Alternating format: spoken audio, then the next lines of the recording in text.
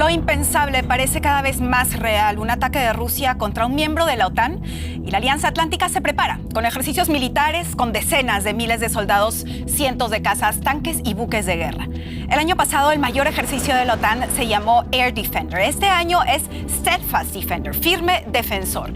La mayor maniobra desde el final de la Guerra Fría. El ejercicio comienza poco antes del segundo aniversario de la invasión rusa a Ucrania. Desde entonces Kiev intenta defenderse de su poderoso adversario, también con la ayuda de suministros de armas de Occidente. Pero estos son demasiado escasos y poco fiables. Por eso en A Fondo nos preguntamos, ¿la OTAN contra Putin es la alianza realmente firme?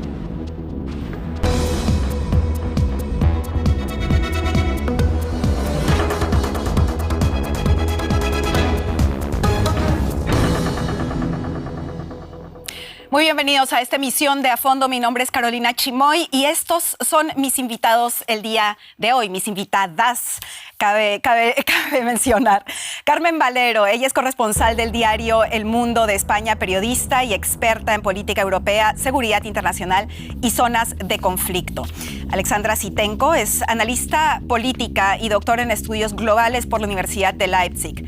Y Ksenia Polska, periodista internacional. Ella nació en Ucrania y es corresponsal de Deutsche Welle en las instituciones de la Unión Europea y la OTAN en Bruselas. Y desde allá nos acompaña. Muy bienvenidas a esta distinguida ronda de mujeres. Cabe la pena subrayarlo una vez más. Gracias por estar aquí con nosotros. Alexandra, me gustaría empezar contigo, porque ya hace unos años, y lo hablábamos hace un rato detrás de cámaras, ya discutíamos sobre la OTAN. En aquel entonces, muchos opinaban que la OTAN es obsoleta por completo. Creo que eso ya se ha resuelto, empezó la guerra en Ucrania. Sin embargo, ¿te parece que es válida la pregunta sobre si la OTAN es lo suficientemente firme? Bueno, si es suficiente firme...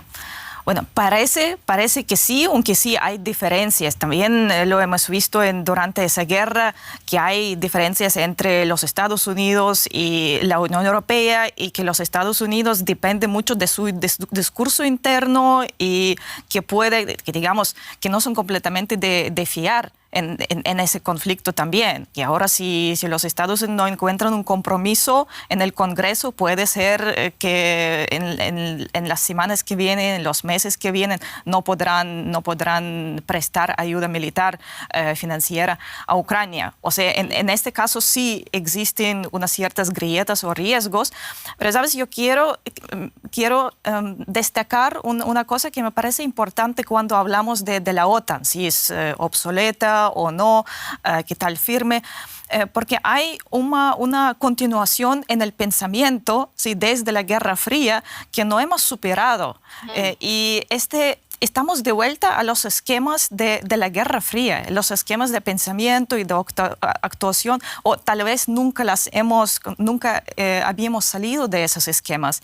Y es precisamente lo que, en primer lugar, en gran medida produjo ese conflicto en Ucrania. Solo para recordar brevemente, en julio 2021, los Estados Unidos con Ucrania y con otros aliados de la OTAN condujeron unas maniobras navales en el Mar Negro, en el sur de Ucrania, aunque Rusia expresó llamamientos para que se cancelaran. Sí. Luego Rusia reaccionó con maniobras junto con Belarus en la frontera con la Unión Europea y con Ucrania. Luego hubo otras maniobras por parte de la OTAN. Rusia reforzó sus tropas en la frontera con Ucrania y el resto ya conocemos. O sea, esa lógica, disuasión contra disuasión y provocación contra provocación, es lo que lleva a conflictos violentos.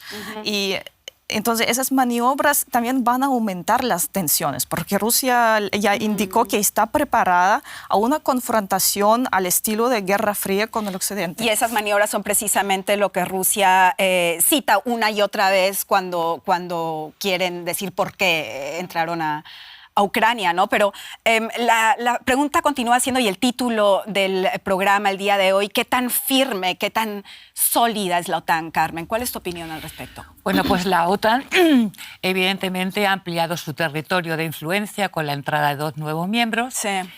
Los países que la integran se han reforzado militarmente porque estamos asistiendo a una carrera de armamento y de modernización de las Fuerzas Armadas, que por supuesto es de largo recorrido.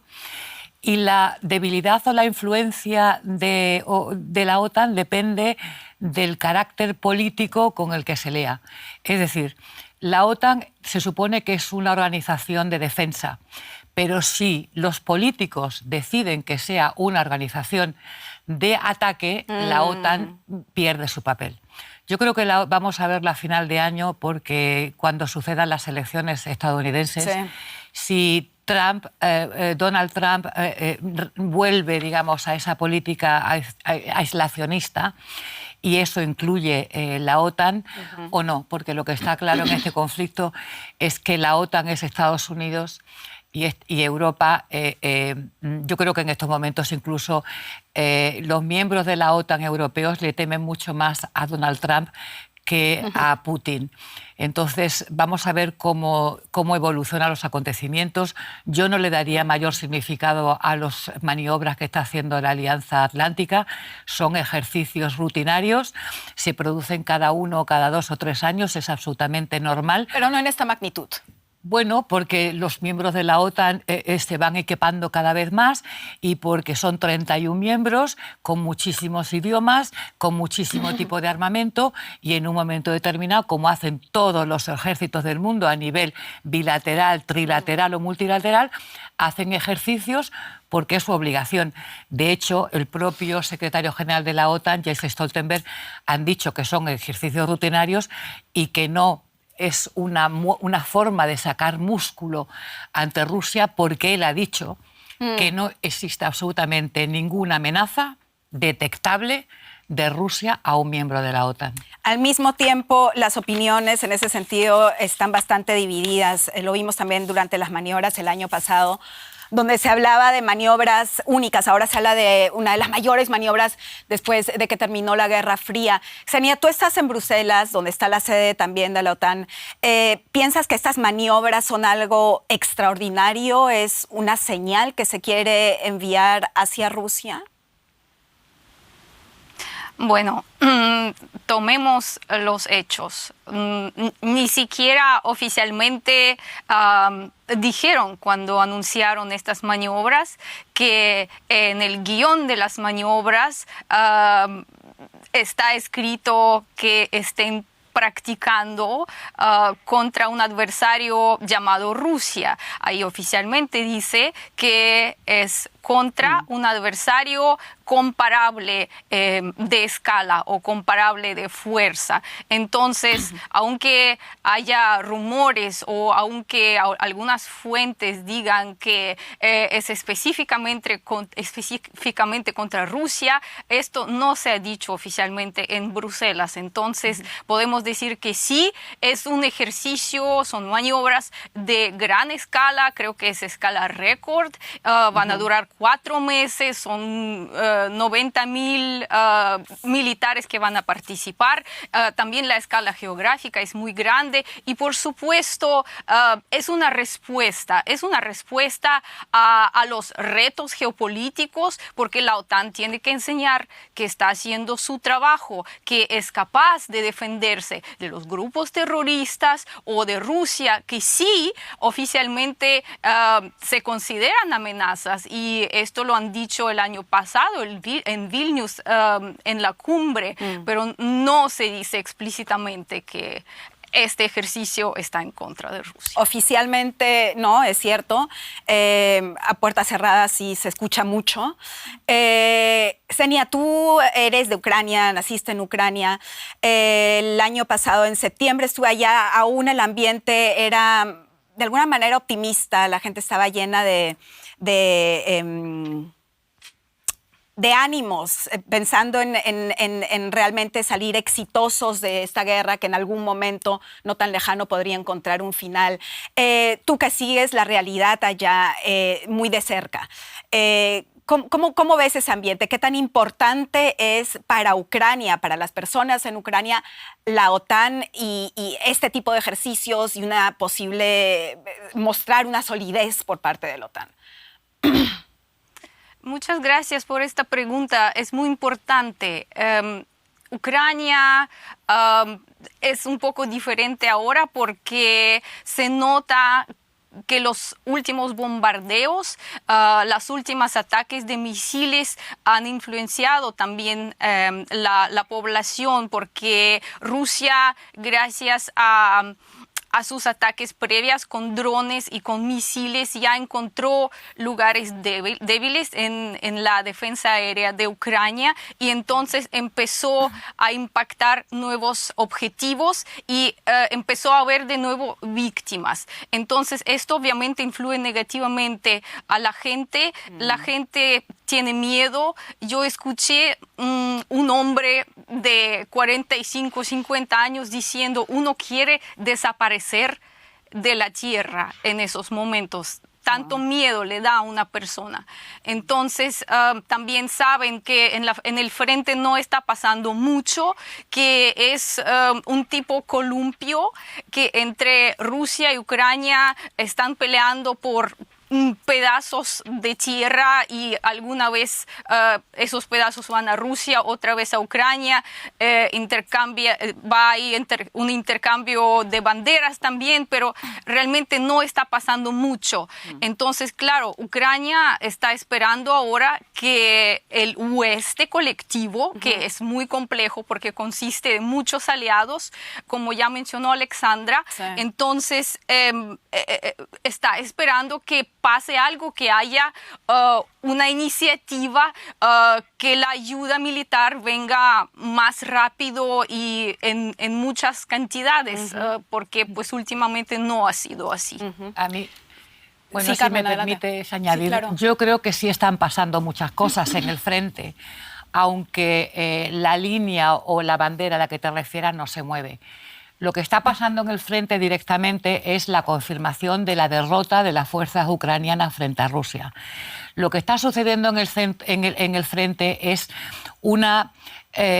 se está diezmando paulatinamente las fuerzas ucranianas.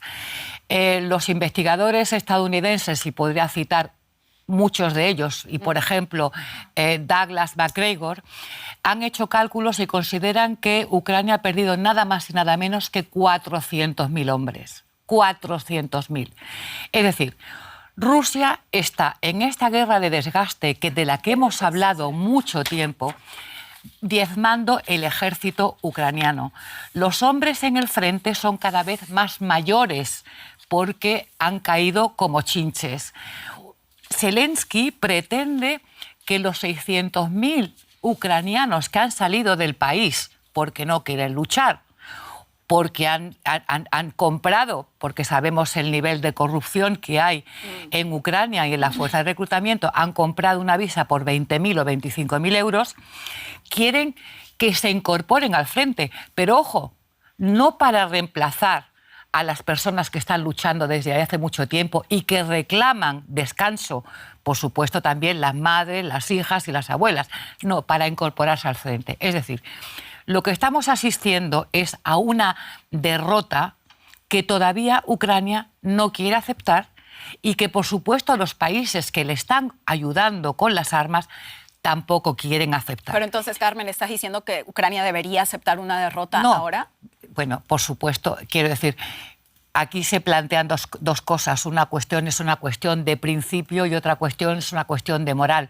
Yo creo que en un momento determinado, como los expertos militares, es que solamente hay que escuchar incluso al antiguo jefe de las Fuerzas Aéreas de las Fuerzas Armadas alemanas, al general Kujat, a los servicios secretos suizos, a todos los expertos militares que lo están diciendo cada vez en voz más alta. ¿Pero qué significa al New York eso? Times. Vamos a ver, quiero decirte, está perdiendo. O sea, lo que es una realidad es que Ucrania Sí, no y el va a siguiente- ganar la guerra, Ah, no la va a ganar, Ok, ni muchísimo ¿pero menos. piensas que deberían aceptar la derrota ahora? Vamos a ver, ¿O cuál sería, cuál debería ser el ahora caso? la cuestión es cómo convertir la derrota de Ucrania, que es indirectamente la derrota de todos los países que le han ayudado con las armas, a de alguna manera maquillarla y convertirla en algo que le permita a todos una retirada digna.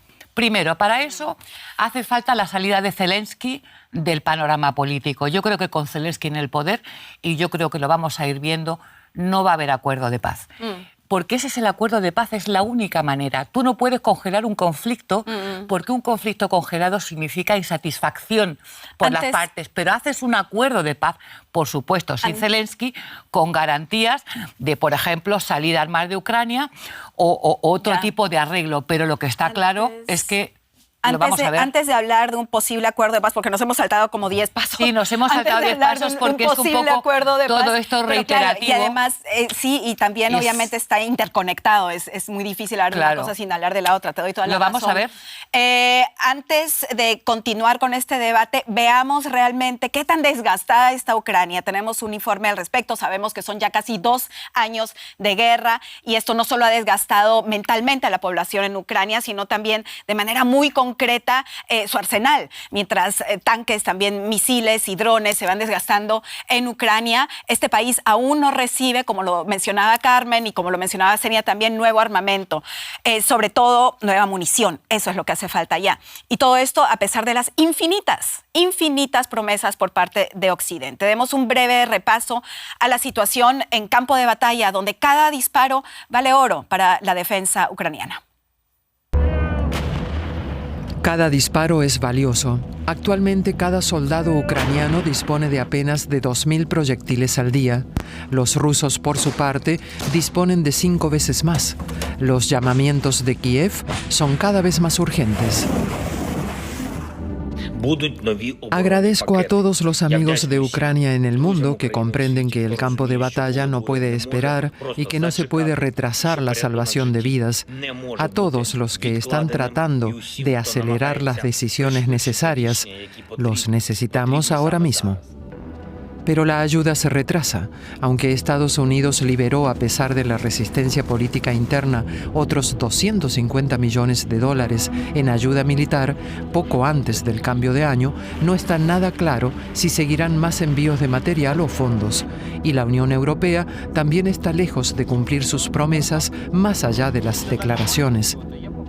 Según el presidente francés, una victoria rusa sería el fin de la seguridad en Europa. Por eso seguiremos apoyando a Ucrania. La realidad, sin embargo, es diferente. La Unión Europea prometió en marzo de 2023 a Ucrania entregar 1 millón de proyectiles de artillería en el plazo de 1 año. De momento, se han entregado 300.000.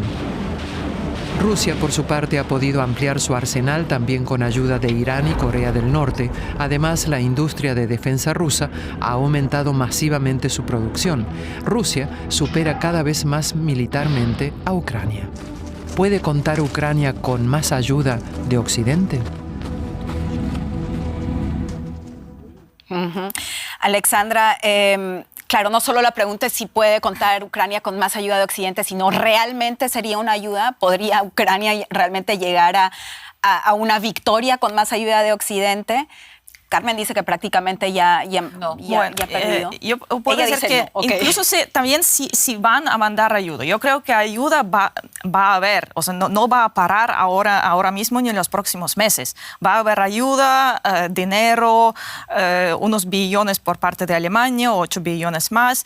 También creo que Estados Unidos podría encontrar algo, un par de centavos. Dependiendo de las elecciones, pero eso lo vamos a ver en un momento. O sea, ayuda no va a parar ahora. Va a haber, pero va a haber menos que en los 2 años pasados. Que solo los Estados Unidos han mandado... ¿Qué puede lograr Ucrania con la ayuda que le va a llegar? Primero, para terminar el tema de dinero. Sí, ahora el Washington y la Unión Europea están contemplando la posibilidad de confiscar los activos rusos congelados, que son unos $300.000 millones del Banco de Rusia. Primero, no es tan fácil hacerlo jurídicamente. Necesitas una justificación jurídica, pero es una opción que se está contemplando. Entonces, si por ejemplo, hipotéticamente, si eso sale, si lo logra, entonces sería un monto muy grande, más grande que de lo que se había mandado a Ucrania hasta ahora para ayudar. ¿Qué puede ayudar o no? Bueno, yo yo lo veo difícil, porque solo con armamento no es suficiente. Ucrania necesita personal, necesita personas. Claro. Y sin más soldados, y la OTAN dijo claro y lo dejó claro que no tiene previsto mandar sus tropas a Ucrania y no lo van a hacer, estoy segura.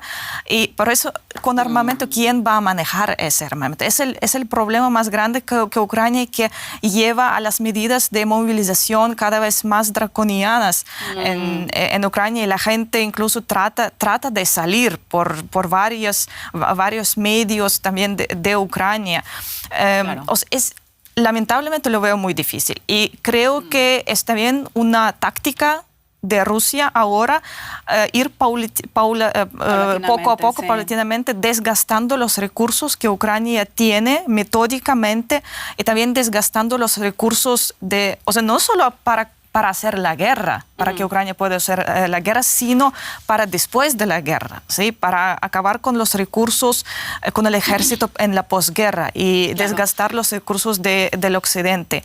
Y para Putin lo dijo también varias veces, que para él no es una guerra, es menos una guerra contra Ucrania y más una guerra contra el occidente.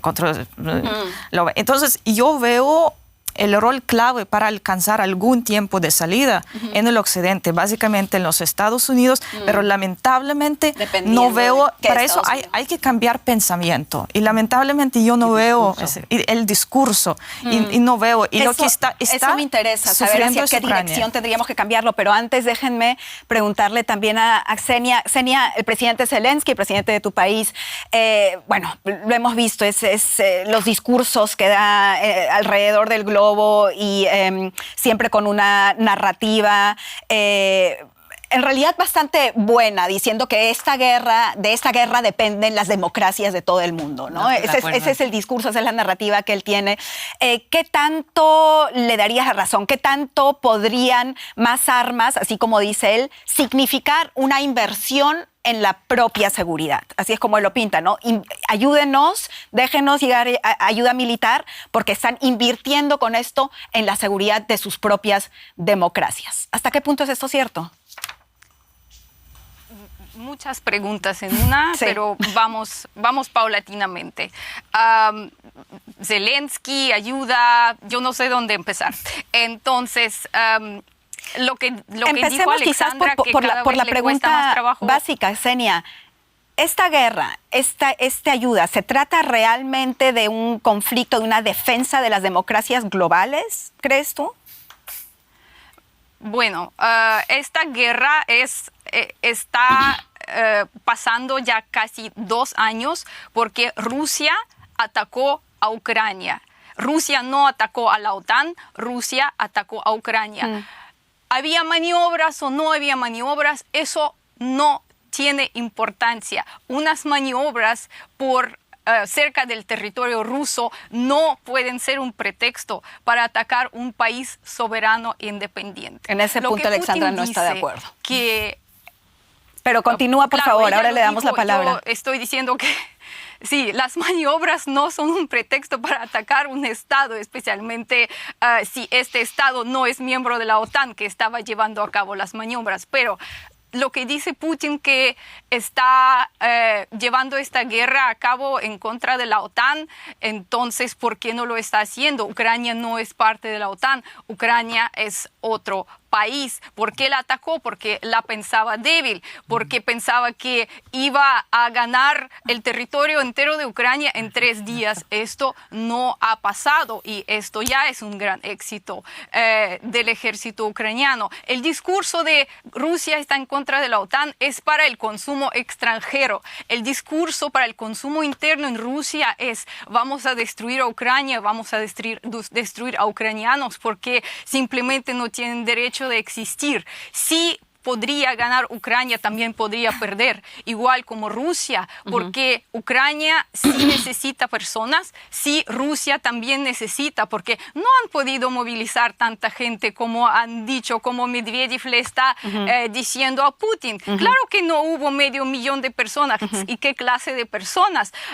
Personas que cometieron crímenes graves, violadores, asesinos, que vamos a mirar qué están haciendo ahora en Rusia. Rusia, pero no es el tema. No es el tema, Xenia. Y déjame, por favor, disculpa, interrumpirte en ese punto, porque mientras tú estabas diciendo que esos ejercicios no pueden ser excusa para atacar Ucrania y que esto no es una declaración de guerra a Occidente, sino únicamente a Ucrania, veía acá dos cabezas que decían no, y que se está mordiendo la lengua por decir algo, y les tengo que dar la palabra un momentito y regresamos contigo. Sí, Alexandra primero y después Carmen. Necesito explicar ese punto, porque lo quería decir, no es que las maniobras llevaron a la invasión, claro que no, pero lo que llevó es la mentalidad, ¿sí? La mentalidad y las acciones conjuntas, o sea, esa mentalidad de Guerra Fría, cuando, por ejemplo, Rusia veía, o sea, la dirigencia, toda la dirigencia rusa política, desde hace muchos años protestaba contra acciones de la OTAN, contra esas rondas de ampliación, pero no fueron tomados en serio, o sea, por la OTAN. O sea, no hubo conversaciones, no hubo como negociaciones donde cada parte podía presentar sus intereses o sus reproches, sus problemas y hablar. No se habló. Y entonces había una plataforma que Xenia está diciendo algo. Pero había una plataforma, sí, dice. Pero la ampliación pasó después. Había una plataforma oficial que se llamaba Consejo Rusia-OTAN. ¿Y qué pasó? Que hablaba de seguridad compartida. Que hablaba de seguridad compartida. Es lo que dice el acuerdo entre Rusia y la OTAN. Y Rusia también se refería a ese acuerdo de 1997. Mira, Xenia, para decirte, yo tengo mucha simpatía con Ucrania y con la gente de Ucrania. Y les deseo todo lo mejor. Solo digo que el problema central ha sido en ese conflicto, en el medio del cual se quedó Ucrania, lamentablemente. La gente de Ucrania, digamos, el conflicto estratégico entre Rusia y la OTAN que no fue resuelto desde la Guerra Fría. O sea, tú ves a Ucrania como sentada entre dos sillas de dos poderes mayores, Rusia y Exactamente, es lo que pasó. Y volviendo a las maniobras en sí, como no llevaron a la guerra, pero como que ninguna de las partes estaba dispuesta a hablar. En vez de hablar, en vez de entrar en negociaciones, prefirieron mostrar fuerza, despreciando los intereses, abiertamente despreciando los intereses de otros. Sí, también Rusia lo hizo, no solo el Occidente, también Rusia adoptó la misma por ambas partes, la misma que postura. se balanceó hasta el punto en el que estamos ahora. Aunque nadie quería realmente una guerra, pero la guerra sucedió justamente por esa mentalidad. ¿Lo ves de esa manera también, Carmen? No. O sea, yo lo que veo, o sea, en el caso de Ucrania, lo que veo es que, de alguna manera, la OTAN, con la ampliación a Ucrania y el discurso de que cada país es soberano para decidir a qué organización pertenece, rompe uno de los principios tácticos, y es mantener un cinturón de seguridad neutro entre cada bloque. De hecho, vemos que en la operación rusa en Ucrania lo está manteniendo. Yo siempre he dicho que nunca pensé que Rusia quisiera absorber o invadir totalmente Ucrania, porque para mantener la ocupación de un país tan enorme como Ucrania, con 40 y pico millones de habitantes, ni siquiera Rusia podría ocuparla. Lo que estamos viendo en la operación militar ha sido una estrategia del principio, y vemos que a Rusia lo que le interesa es el Donbass, que no tiene frontera con ningún país de la OTAN. Es decir, vemos que la demarcación territorial que está haciendo Rusia en Ucrania no va a Eslovaquia, no va a Hungría, no va a Polonia. Ellos quieren el Donbass, que, por cierto, era una región a la que, con todos mis respetos, tengo que decir que fue un poco minguneada por el ejecutivo de Kiev. La minoría rusa, que es bastante fuerte en el Donbass, se le quitó la autonomía, fueron perseguidas porque no podían hablar su idioma, los funcionarios y maestros no recibieron su... Lo siento, Xenia, quiero decirte que cada una tiene sus fuentes, y las fuentes que yo he consultado y que siempre a lo largo de mi vida he intentado confirmar es así. Basta con hablar con gente que está en el Donbass. Antes de Nada más, entrar a pero los detalles pero del muy Donbass. interesante. Aquí, al margen ya del debate político y el discurso que haga una parte para otra, para consumo interno, ¿no? Lo que tienes que ver en una guerra es escuchar a los militares y ver por dónde va la estrategia. Y si tú, insisto, si tú ves que la línea de demarcación de Rusia no hace frontera con ningún país miembro de la OTAN, significa que Rusia está de alguna manera respetando ese principio. Que respetando un principio en Ucrania. Respetando el principio desde lo que es Rusia y la OTAN. Porque es decir, que haya un tengo que darle la palabra Vamos a ver, Ksenia. Es como si fuera la doctrina Monroe. Tú pregúntame si Estados Unidos aceptaría misiles en la frontera de México. Tengo que darle la palabra a Ksenia y después vamos a ver de qué estamos hablando cuando hablamos de maniobras. Pero, Ksenia, por favor, la palabra para ti. ¿O te faltan las palabras ahora? Es que no sé dónde empezar con la discriminación de la minoría rusa. No. Bueno. Empecemos por... Mira, me gustaría que nos quedemos, antes de entrar a los detalles del Donbass, me gustaría que nos quedemos en el nivel meta de esta discusión y de las maniobras que estábamos hablando. Alexandra dice que esto fue un mostrar músculo de maniobras, tanto de un lado como del otro, que culminaron en esta guerra. ¿Lo ves de esa forma? Sí. ¿Estás de acuerdo en eso? Estamos hablando de las maniobras de antes o ahora, bueno, no importa. Lo que importa es que ahora continúan, Rusia evidentemente. Rompió acuerdos internacionales. Rusia rompió acuerdos internacionales. Rusia quiere romper la arquitectura de la seguridad europea porque atacó completamente ignorando todos los acuerdos, como por ejemplo de Budapest, atacó Ucrania y está llevando esta guerra desde hace 2 años. ¿Cómo podemos escuchar? Nadie quería guerra. Es como estamos en el kinder, alguien y esta guerra fue provocada. Ksenia, ¿tú piensas que esta guerra fue provocada por los ejercicios de ambos lados? ¿Fue una provocación que culminó en la guerra? Por supuesto que no. Por supuesto que no. Rusia siempre tenía plataformas y sigue teniendo plataformas para negociar. Rusia está aún en varias organizaciones en Europa y en el mundo. Entonces Rusia siempre tiene la posibilidad. No está completamente aislada. Había muchos modos de negociar y de dialogar con Rusia, pero Rusia no está desescalando. Rusia sigue escalando en Ucrania. ¿Qué quiere decir esto? Que nadie quiere guerra. Putin quiere guerra y la va a llevar a cabo.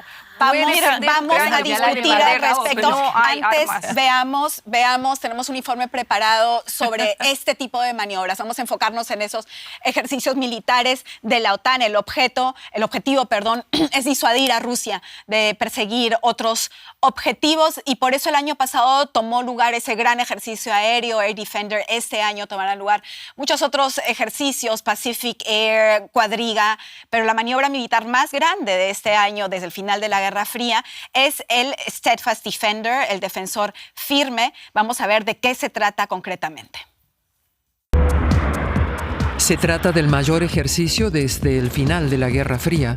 90.000 soldados de 31 estados simularán durante 4 meses el peor de los escenarios. Un ataque ruso a un aliado de la OTAN, algo que nunca había sido tan realista desde hacía más de 30 años como ahora. El ataque ruso a Ucrania ha planteado a la OTAN nuevos retos militares, políticos e ideológicos. El apoyo a Ucrania no es desinteresado, es una inversión en nuestra propia seguridad. Por eso tenemos que reforzar la producción. La OTAN invertirá miles de millones en reforzar la defensa antiaérea. Los estados de la alianza comprarán juntos 1.000 cohetes Patriot. La OTAN se rearma, más armamento, más soldados y nuevos estados miembros como Finlandia y pronto Suecia. ¿Está preparada la alianza para el peor de los escenarios? Ksenia, vamos contigo. Finlandia, Suecia, nuevos miembros en la OTAN, ¿lo ves como algo positivo o es más bien un riesgo añadido para la OTAN, siendo que ahora sus fronteras están aún más cerca a Rusia? es positivo para estos países. Bueno, Suecia o no, Suecia realmente quiere entrar a la OTAN, pero aún no ha podido. Aún no ha podido. Es otro tema, pero sí, para Finlandia definitivamente esto está muy bien, porque se va a sentir más defendida considerando que existe el artículo 5 de la defensa colectiva de la OTAN. Sí. En el caso, si Rusia realmente se atreve a atacar un país miembro de la OTAN, lo que yo, por ejemplo, veo bastante complicado, porque Rusia ahora no tiene las capacidades militares para hacer esto, simplemente porque necesitaría movilizar más personas, necesitaría educar más personas, mucho más personas para realizar un ataque así, pero sí donde expertos ven un peligro son los países que no tienen la perspectiva de la entrada a la OTAN, los países vecinos, el país vecino de Ucrania,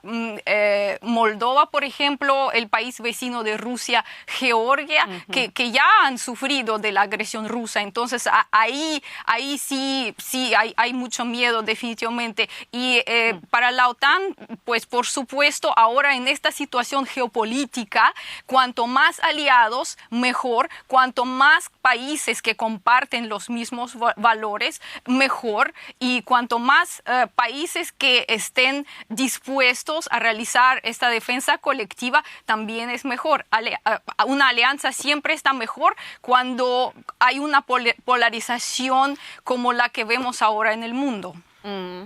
Carmen, en el informe veíamos que la OTAN ha comprado ahora más tanques Patriot para los miembros de la OTAN. ¿Esto debería hacernos sentir más seguros, acaso? Bueno, yo creo que se está llevando a cabo, pues eso, se está produciendo una modernización de las Fuerzas Armadas en todos los países miembros de la OTAN para gran satisfacción de las empresas armamentísticas, que ese ha sido uno de los resultados de esta guerra, pero no le doy más importancia. Yo lo que quiero decir es que si no estamos en una situación mucho peor de la que ya se está en Europa, es debido a la contención de Rusia. Oh, ok. O sea, que vamos tú a crees ver. que Hombre, claro, porque lógicamente depende totalmente de Rusia, y si Rusia bueno, quisiese, sí, primero la podríamos OTAN no estar tiene absolutamente ningún interés en entrar en conflicto con Rusia, ni Rusia con la OTAN, porque las consecuencias serían la destrucción de la humanidad, porque ya enfrentaremos parte de un tema nuclear. Yo creo que Rusia, si tú tienes en cuenta, o sea, como observadora nada más, o sea, yo no... O sea, la cuestión es analizar los hechos y no lo que a mí me gustaría ver. Si la OTAN está ayudando a Ucrania y con esas armas se están destruyendo sus aviones, se están matando a sus soldados, se están destruyendo sus barcos, se están participando en la guerra, yo creo que si Rusia no ha ido más adelante, porque evidentemente hay una implicación de todos los países en la guerra desde la retaguardia, es porque Rusia no ha querido. Con lo cual, yo creo que hay que empezar... Perdón, pregunta para entenderlo. Estás diciendo que Rusia tendría todo el derecho a defenderse, incluso si es un país miembro de la OTAN. Bueno, quiero decir...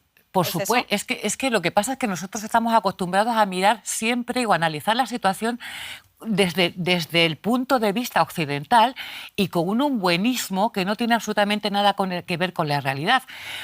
Solamente hace falta ponerse en la posición de Rusia y decir, vamos a ver, estos señores le están dando a Ucrania todos los instrumentos para que me mate a mí. Evidentemente, eso es una implicación indirecta de la OTAN o de los países que están atacando. Él podría entrar mucho más fuerte. ¿Y por qué no lo hace?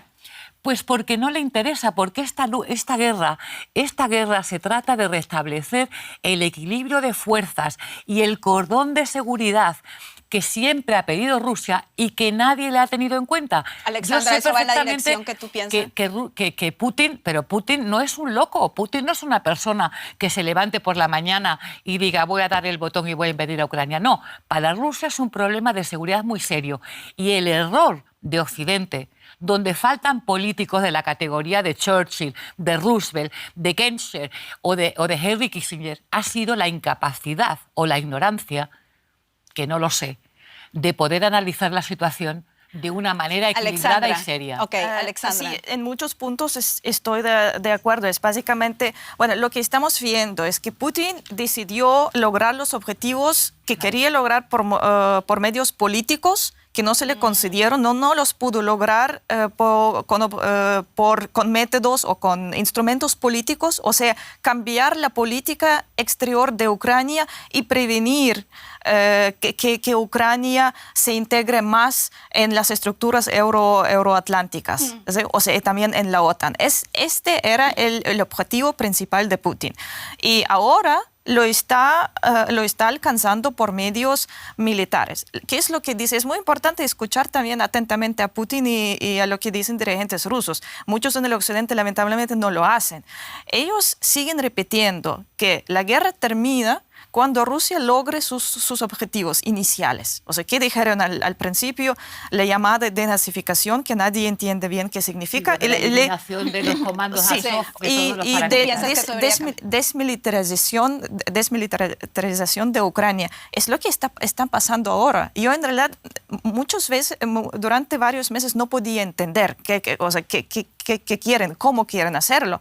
Y ahora estoy reconociendo que precisamente con esa guerra de desgaste, desgastando los recursos del occidente y de Ucrania, se están acercando ahora a ese objetivo. Y el objetivo es desmilitarizar a Occidente. O sea, si el Occidente no quiso quitar su intención de integrar a Ucrania en sus estructuras, entonces vamos a obligarlos, vamos a destruir la infraestructura militar por completo para que Ucrania no represente una amenaza a Rusia según la percepción rusa.